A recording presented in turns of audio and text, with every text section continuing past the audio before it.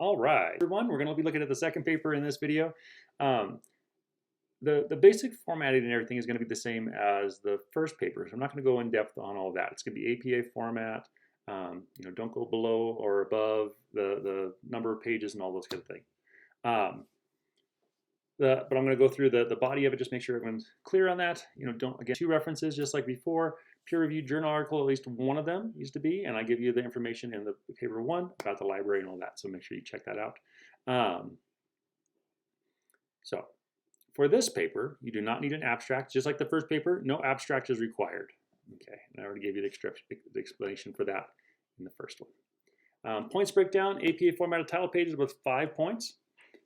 Then you get 20 points for a short biography of the psychologist and or researcher that you chose to write about. Okay. So you don't have to go like in depth. I don't need like a book on them, right? Like a lot of these guys, you have books on them. What I do need is just a little bit of a description of kind of who are they and how did they come to doing what they did. Okay. A description of the theory that they discovered and or created, right? Like what was it that they did? What was it that they gave that pushed this forward? Now, in some cases, you might be dealing with somebody who actually has multiple theories. Erik Erikson or Freud or Piaget or different guys, multiple theories that kind of push things forward. Bandura, okay, some different guys. But if that's the case, choose one. Okay, choose one that appeals to you and that you're interested in. Give me a description of it and kind of like, so what is it? The who, what, where, when, why of their description. And then discuss the relevance of the theory and how it is used today. Some cases you might find somebody who provided a very interesting theory that doesn't get used today at all because basically other people have found additional things or why it doesn't work quite like they thought it did or things like that. So it may have had a very big impact initially and then faded out, which actually teaches us something, right? That still has an impact on it if they experimented with it and discovered it doesn't actually work. Or it may be alive and well, right? Albert Bandura's social learning theory is very much alive and well today in psychology.